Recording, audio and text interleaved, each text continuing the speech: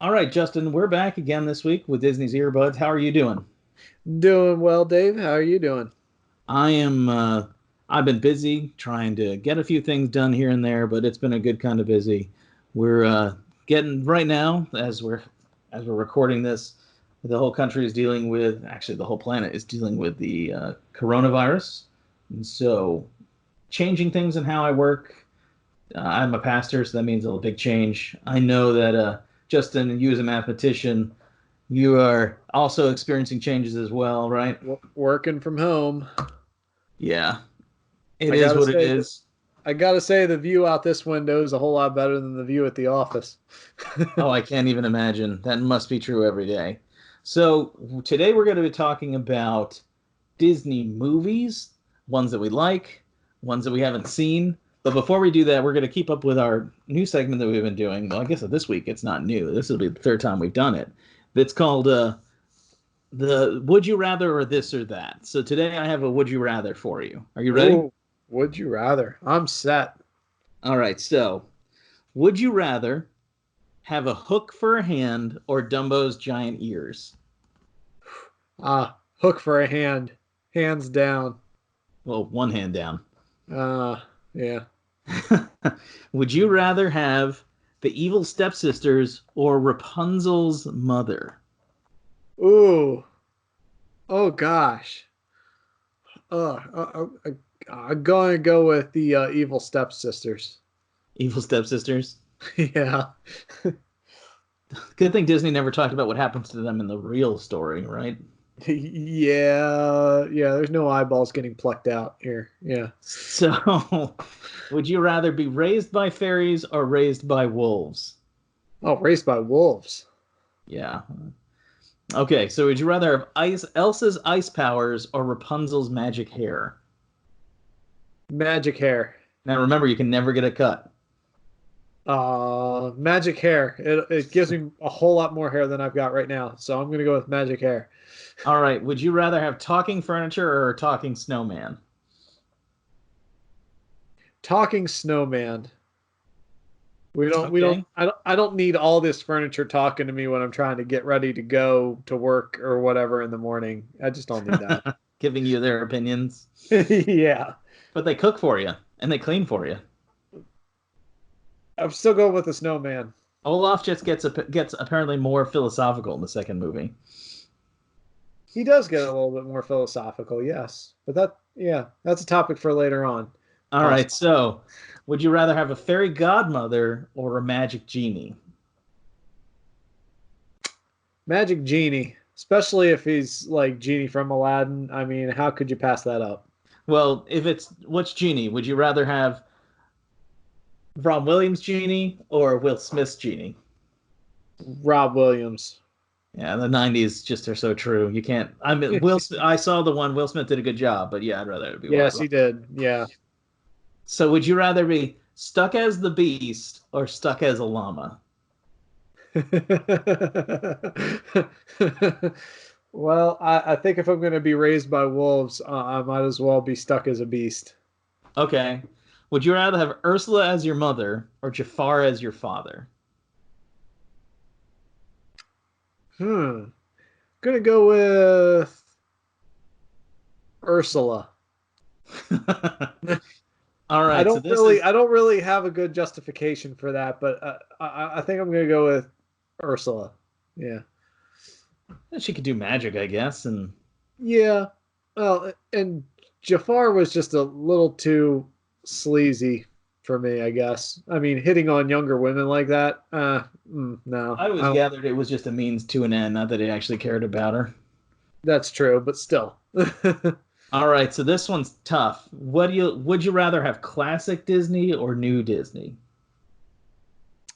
Classic Disney. Okay.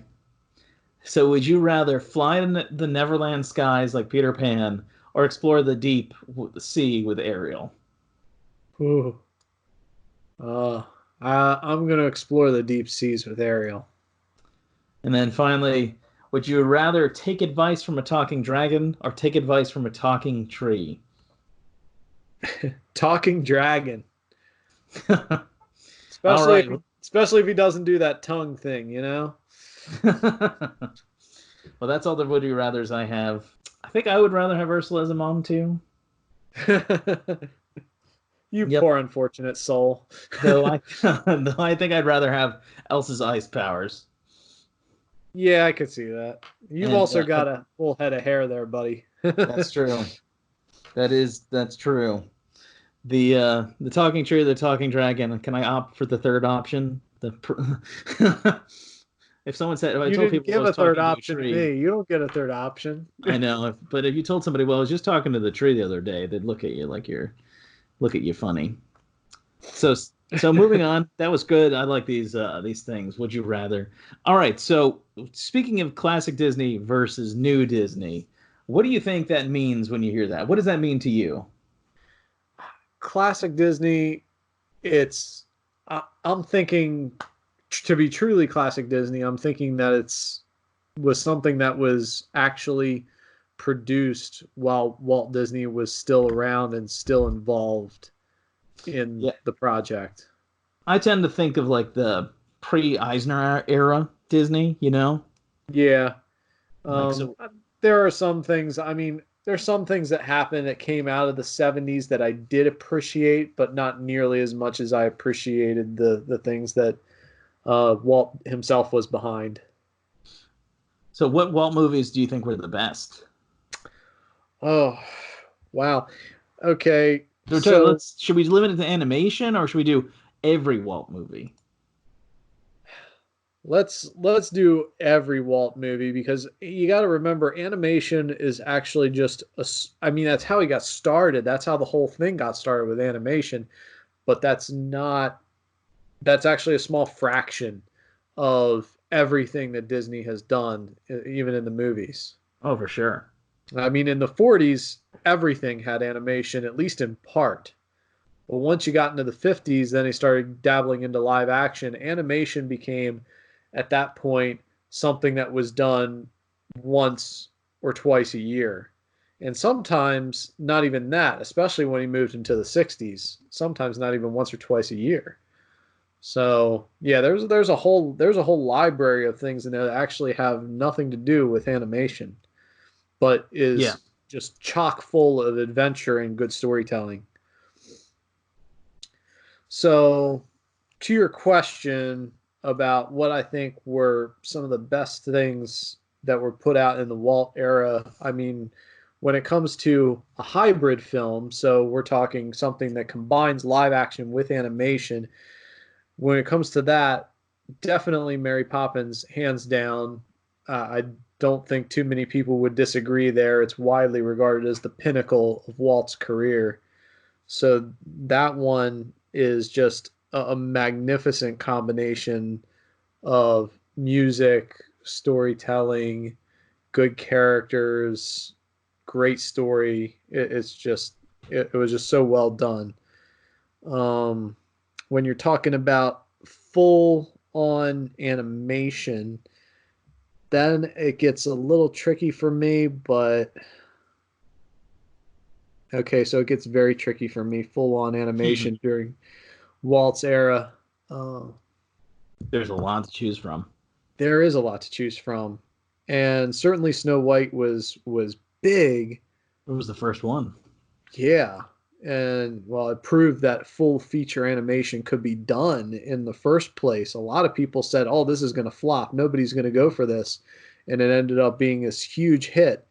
Unfortunately, shortly thereafter, that was when World War II came into play, and so full length animation took a hit during those years, and then steadily came back.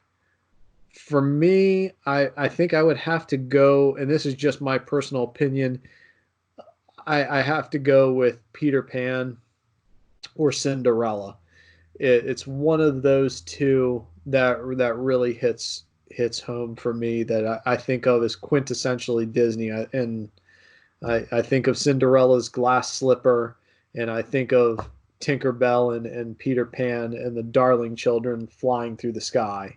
That to me is very very Disney. Um, Live action wise, full live action, and this one I've made up my mind about a long time ago. 20,000 Leagues Under the Sea is my absolute favorite. I think that was probably, when you look at the special effects that they had available at that time period, so the 1950s, Yeah.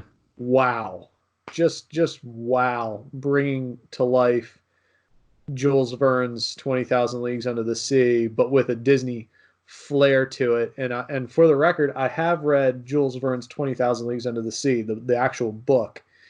And the book and the movie are very different, which is to be expected. Disney takes a lot of creative licensing with things. They always have, and I'm sure they always will. Yeah. But the way they did that with 20,000 Leagues Under the Sea was still a very, very good story that really did the book justice in some ways, but it made it kind of its own thing. That's a good way to put it. Wondering what I was thinking I would like, because there's so many things as far as animation goes.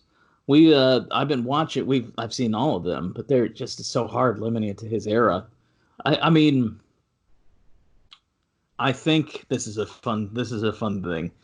We were listening to Disney soundtrack music the other day with our child, my wife and I, and I've Got No Strings by Pinocchio came on, and the Avengers Ultron movie used that. Oh, They put that in the minor key, and yes. so they make it creepy because Ultron's like saying he's no longer a puppet anymore. It's like there is no strings on me. It's like excellent voice acted, and I was like, Yes. man, this song went from being happy, nice, and peppy to being creepy and Yes. no And dark and and dark. They did a act. That means the people who thought that up for the trailer. Kudos to them. Brilliant. But and when I'm that thinking of, yeah, go ahead. I was just gonna say that since you bring that up, that movie came out not that long after Disney acquired the Marvel Universe. So that was kind of a neat little throw in for Disney to use some of its classic material in something they just recently acquired for themselves. I thought that Well, was pretty smooth. when did they do it? That came out in 2015. Disney acquired, I want to say, Marvel. I don't know, in the 2000s, early 2000s. Something like that. They acquired it, I think, maybe just before the first Avengers movie came out. So basically, they were already working. The first Avengers movie had already, I think, been filmed or was in the process of filming. Certainly, the story had been laid out Yeah, at they that bought point. they bought Marvel out in 2009. Okay, so that Is was what I'm shortly reading. after. So that was within five. It was within 6 years. Yeah. All right, So yeah, because it was the second of the Avengers films. right, So yeah, where I want to actually talk about the purchased franchise in a little bit because there's the three big ones: yeah, Marvel, Pixar, and Star Wars. yeah. Because Lucasfilm in general, yeah, Lucasfilms in general, because I guess they also own Indiana Jones, don't they? right. But as far as to what stuff that Walt touched, we just watched the Absent-Minded Professor, which was the original Flubber movie in the black and white not too Yes, long ago. That yes, was an excellent movie. They and and then we believe, watched Flubber as well. That was great too. Rob yeah. Williams. Oh But yes, they it was I actually I think I liked the story of the original just a little bit better. yeah. It Though is. I It is. love that, of course, you can't knock Rob Williams. He is a character. I missed him. He was such a great actor. That was Yeah. excellent. We watched 20,000 Leagues Under the Sea. I need to watch it again. There's a lot of these old live action Disney films like Treasure Island and Yeah. 20,000. I guess The Great Locomotive Chase. I wonder if that's on Disney Plus. Oh, I That I have. really want to pick up. I won't be allowed to watch Old Yeller because my wife won't allow it.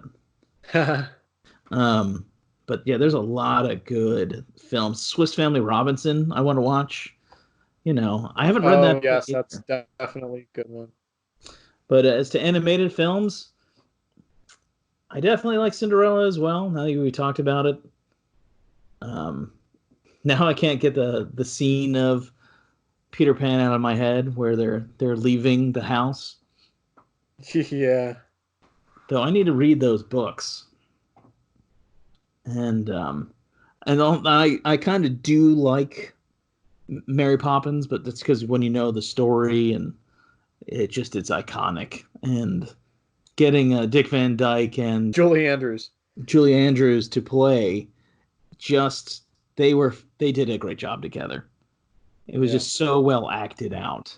By the Though way, just checked. Great Locomotive Chase is not on Disney Plus. Very sad. that's you I wonder. Oh, the who knows how the rights issue goes. Occurred in Well, 1860. Yeah, I don't think it's a rights issue. It's just a lot of people don't even know that movie exists. Probably. I mean, I I did. literally have a list pulled up here. Yeah. There's so much good stuff. Yeah. By the way, you mentioned since you mentioned the original uh, Absent-Minded Professor Yeah, with Fred McMurray. Two things about that is that the actor that plays Professor Brainerd, Fred McMurray, he did a lot of Disney movies. I mean, so many of them. In fact, it was kind of interesting. He did a movie, not Disney movie, that is kind of well is relatively well known by movie buffs in general, called The Apartment, in which he plays a very underhanded character. He's not a good guy in that movie. And because of his work with Disney, that actually left a bad taste in his mouth. And he said, I'm only doing family friendly stuff from here on out. really. And yeah, yeah. So that was one neat thing. So he did a lot of work for Disney just because it was family friendly.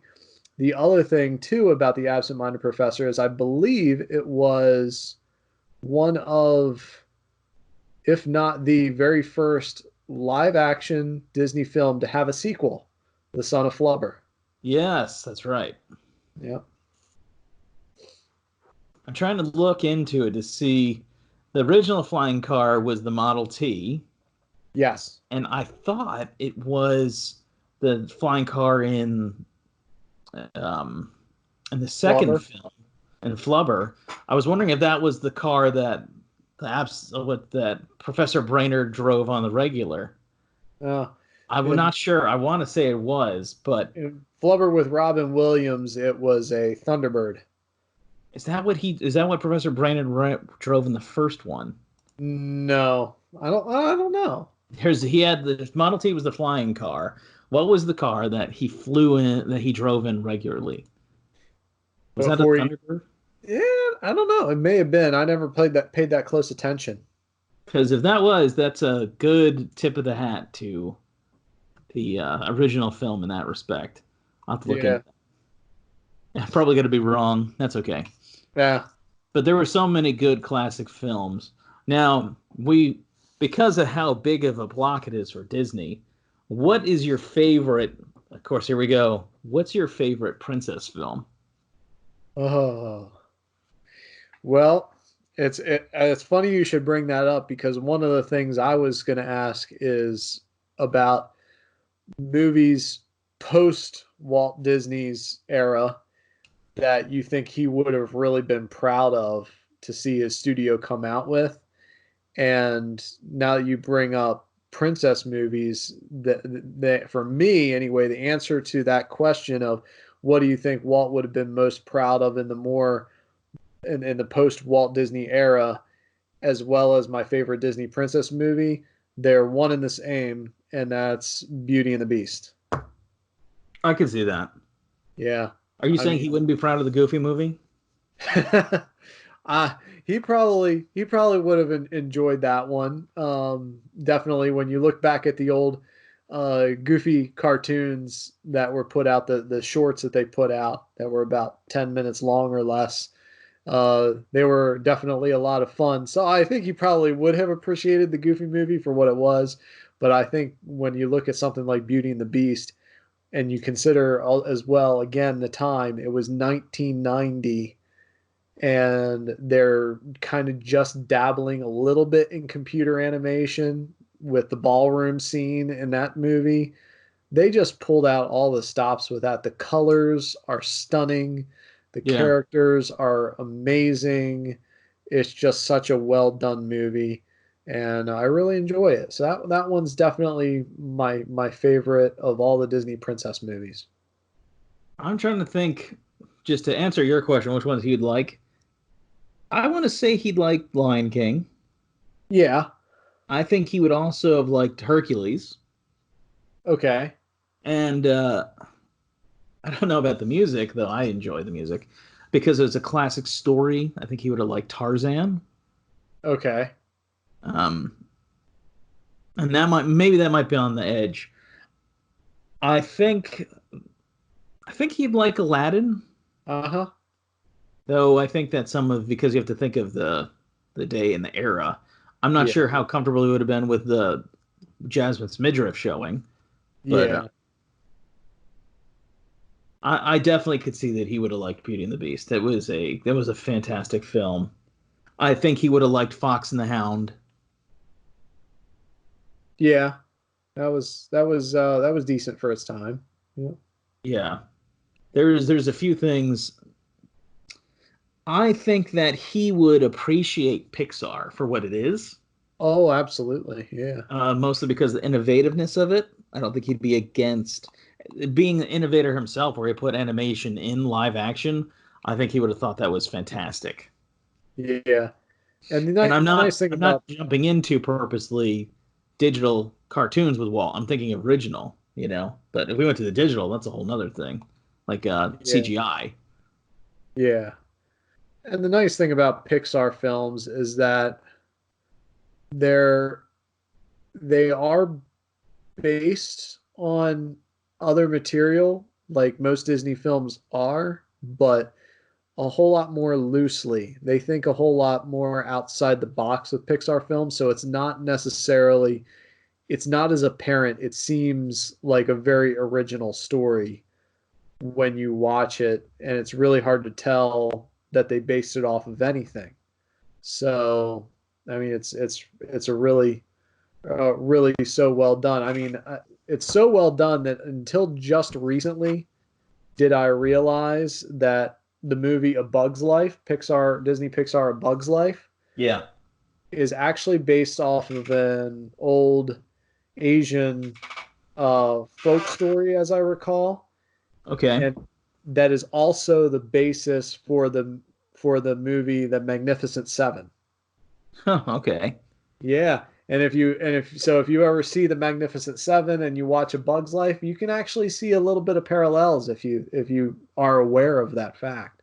But it's so hard to tell because of how they did it. Yeah, that's right. Oh, another movie I think Walt would have approved of was The Many Adventures of Winnie the Pooh. Ah, yes, yes, A. Milne, he would have definitely approved of that because I think that's a book that he would have, if his children were still young, he would have read to his kids Winnie the Pooh. If he did, I'd imagine he. If I don't know how when it was first written, my wife would, but I'd imagine he'd really approve of that. Now I have to check into that. So if we're yeah, going to talk about modern movies, I think that's because that's probably where most of our audience is. yes. Um, so here's the debate: Disney Oh boy. animation or Pixar animation? Which Hmm. one do you think is doing better stuff today?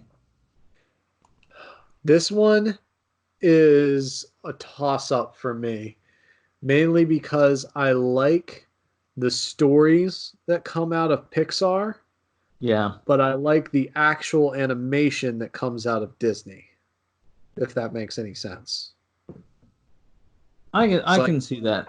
I Now, appreciate the animation technique more out of Disney than I do out of Disney Pixar, but I definitely enjoy the stories more out of Disney Pixar. yeah, when I would say, given like Merida looks more like a Disney Animation Studios character from Pixar. Yeah, yeah, that was definitely Pixar stepping out of the box with their animation technique, I think. because they look a little less, well, another human looking characters at Disney Pixar is like from Up, Right. where they're a little bit more cartoony. What's the old man's character? How can I forget that? He's like my favorite character. Carl Fredricksen. Carl Fredricksen is like one of my favorite shaped characters. Um, and he definitely looks more cartoony than, say, for instance, like Rapunzel does. Oh yes. Uh-huh. They're just, it's very different. Or even The Incredibles. Well, Miss Incredible starts to look more like a Disney Animation Studios character. Mr. Incredible is somewhere in the middle between a Pixar and a Disney Pixar and, you know, Disney Animation. He Right. looks more Disney Pixar. So do you miss them doing traditional ink animation, or do you think that it's been a good move into the CGI realm? Sometimes I do think it's a little bit of a lost art, but I also know too. I work a lot in uh, CAD, so computer assisted drawing or whatever acronym you choose, but that is similar, has some similarities to doing computer based animation. I can tell you that the difficulty level between the two is about the same, but in different ways. So neither one is no less an art form than the other. No, neither one is inferior to the other when it comes to the amount of skill and care and time that goes into it. But I do sometimes miss the hand drawn stuff from Yeah. time to time. I do appreciate the computer animation very very much, but sometimes it is nice. Sometimes I do like to go back into the library and pull something old out just because it's hand drawn. Yeah. Yeah. Did you ever, what was it? Have you heard that back in the day they used to give away for like almost nothing the original stills from the old movies? Wow. No, I have not heard that. Yeah, you used to be able to, apparently you used to get them for really cheap, and now they're incredibly rare and incredibly expensive to find. I I don't know can who was imagine. saying that recently. But all right, we to be good stewards of our time, let's talk about the big thing that Disney's been doing lately. They purchased Pixar, now it's Disney Pixar. They purchased Marvel Studios. Yep. They purchased Lucasfilms. And most recently of all, they purchased Fox. And well, yeah, they've purchased Fox as well. But so But we but haven't seen a whole lot of stuff come out from the Fox department as much as the others. Yeah, yeah, I'm not sure what they're supposed to be doing with that. I think that's supposed to be more adult movies or something like that.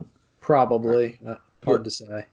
yeah, but out of the first three, these were all Bob Iger purchases, I believe. Yeah, Um, do you think that Disney moved in the right space when they purchased that stuff? These big assets, these big virtual assets. it's hard to argue that they didn't. Both of well, really all three, I guess. Pixar, Marvel, Lucasfilm, all had huge fan base followings.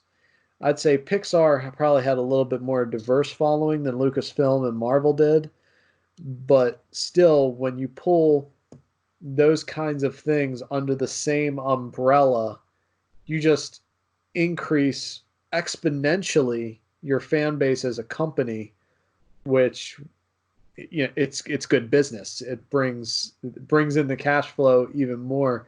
So I think they definitely made a wise move from a business standpoint, bringing Oh yeah, those under their umbrella. And I got to say that by and large, when it comes to particularly Pixar and Marvel, I'm really not disappointed in the results at all. And in some cases, bringing Marvel into the fold, oh, that thing. that that Yeah, really had to happen for them to make as big a success as they did, I think, out of the Avengers movies and pulling that together, because that's just an immense task of pulling all that together all those characters together into the same movies all at once. And I don't think anybody but Disney could have done it any better.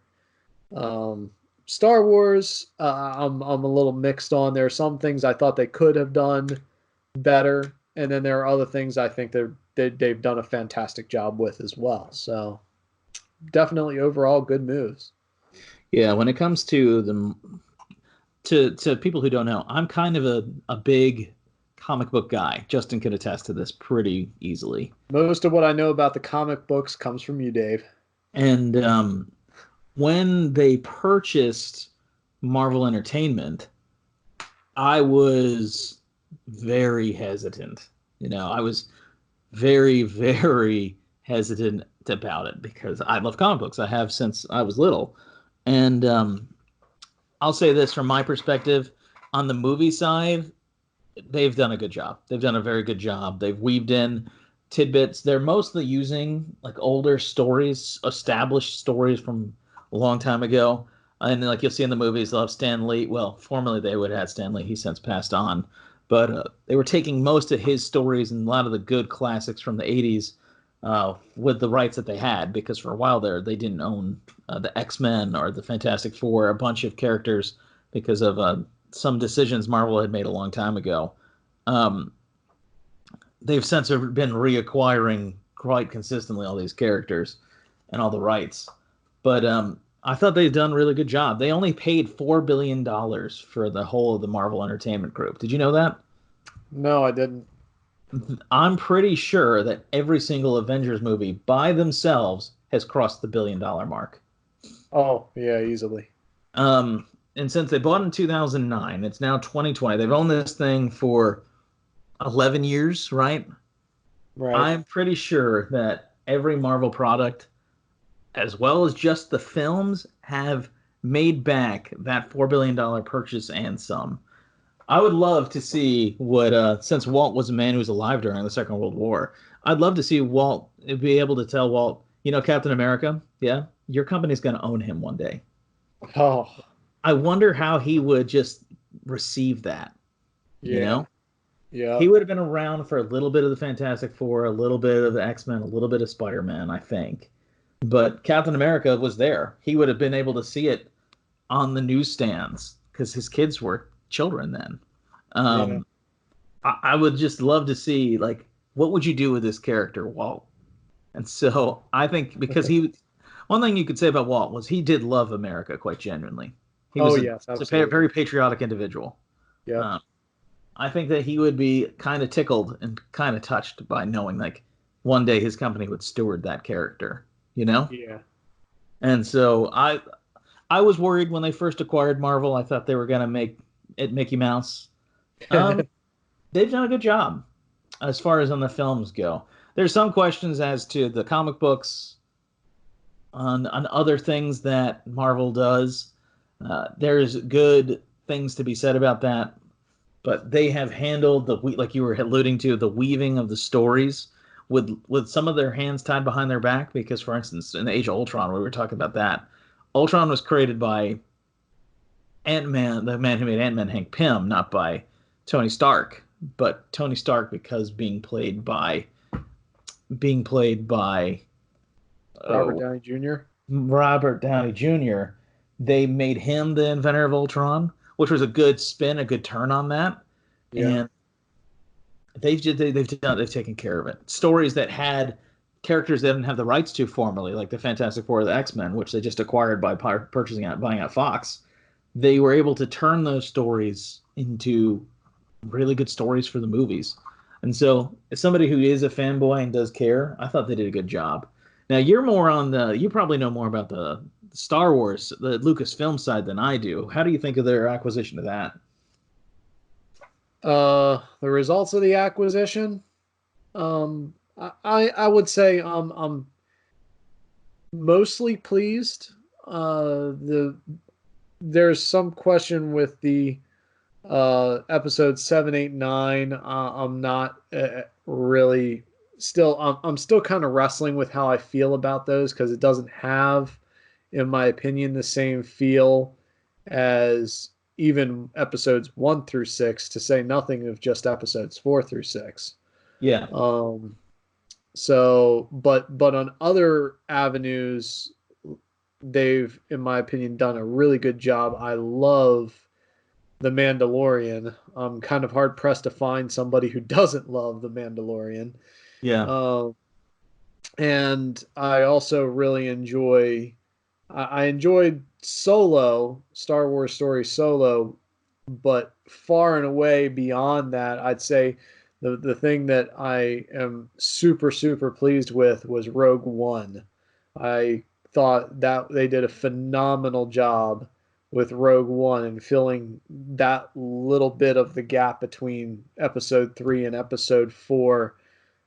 It was one of those things where going into the movie, because I knew the movies that preceded and came after that plot line wise, going into the movie that these people are going to die that are on this mission. They're all going to die, but they still made it interesting. You know how it's going to end, but it still had me on the edge of my seat. So I thought that was a fantastic job by them. And having been now at Galaxy's Edge in the theme parks, wow, just wow. They've done a fantastic job bringing more of Star Wars into the theme parks. So there, I am also just amazed by what they've done there too. Yeah, the translating the properties into the parks, I've always felt mixed about. Like, I want to see more. You know? Oh yeah. I want to see them use their Pixar and Marvel and Star Wars properties even more than they are. And I was, from what it looks like with their usage of the Marvel, excuse me, their usage of the Star Wars properties, I'm told by you and people I know that they've done it. They've done a great job. I know with the Marvel properties, there's a rights issue, I guess, with Universal Studios. And so at least in Florida, where you and I go, the Walt Disney World, there'll be very little Marvel stuff here, that so much as they can do. I know they're building the Guardians of the Galaxy ride, which I'm looking forward to. But other than that, you won't see, like, they're building the Avengers campus out in California, which is probably going to be amazing. Yeah. But I would like to see more. But I have heard other people saying they'd like to see more parks only IP. I get that. I get that. Like, but I would love to them even do more parks stuff. I'd love to see more Pixar stuff, like they did Pixar Pier in California. Yeah. I think that's so cool. And by the way, we should talk about it. I think Pixar was a fantastic acquisition. Yes. They bought that out. Toy Story. I like 1, 3, 2, and 4 in that order. I don't know if you agree with that. Yeah, I would agree with that. Definitely. The third Toy Story was the end. The fourth Toy Story was, we should probably wrap up these things. You know? Yeah. I think Pixar is the acquiring of Pixar was a good move. Again, that had to make more money. You know, it was an underrated Pixar film. Do tell me. The Good Dinosaur. Really? You thought that was underrated? I liked that one. Huh. And I saw the reviews. It was not really well received, apparently. Yeah, I gotta say, I'm gonna go slightly against you here. That one was probably, it wasn't my least favorite, but it was probably second to least favorite of the Pixar films thus far. I just was really touched when the father said to the son was struggling, and he said, "I'm not you." And the father said, "No, you're not me. You're more than me." And I was like, that's a really good lesson for your kids. Like, you're me and more. Yeah. And I thought, like, the building of family, I thought the family nature of that film that really touched me. And so that's why I heard so many things, but just taking the story, and like you were talking about earlier, Pixar layers and layers ideas and feelings into their films and in the cartoons that you don't really see elsewhere anymore. Not even in regular cinema. All the movies are fitting in as much things as possible. But Pixar, much action and all this stuff as possible. Pixar still somehow manages to get feels in and get things that might be, you could say, are truthful in, you Yeah. know? Yeah, I And, like now you bring that up, the scene in Finding Nemo, and it's played up as a somewhat comical moment when Marlin and Dory meet the sharks, and Bruce is tearing up. Now there's a father looking for his son. I never knew my father. He starts bawling his eyes out, and it's like in that moment, it's like no joke. You start to tear up a little bit about this father who's trying to more or less move heaven and earth to find his son. yeah, Yeah, that the story behind Finding Nemo, just like the dad is willing to do whatever it takes to be with his son. And then again, it's the same story just from the other perspective in Finding Dory, which is like yeah, Dory doing whatever it takes to find her family. yeah, They're just the truth in that, the looking at the two, it's literally the two sides of the same coin in my perspective. And it's Pixar does a way of weaving in deep things that is yes, just utterly stunning, you know? yeah, With Cars, it was like overcoming yourself, it's not about you. yeah, He had to get removed from his situation in order to become the person he was supposed to be. Or Wally, Wally might be my one of my favorite Pixar films out of all of them. The yeah, idea just that a little a little robot whose whole job is to help recycle was what was needed to break open this materialism that all these people were trapped in and to change their world. and And just telling that whole story with very little dialogue. and you felt every single moment of it. Yeah, And one thing that we're not talking about, but one thing that's really good is the soundtracks of every Disney film from the Walt era till today have always been excellent. yes, yeah.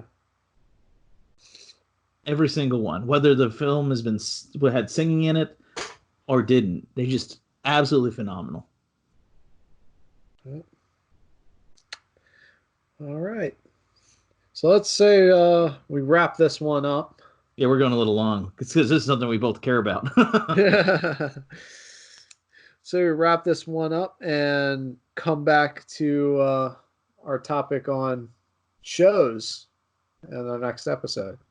All right, guys, have a good one. Take care.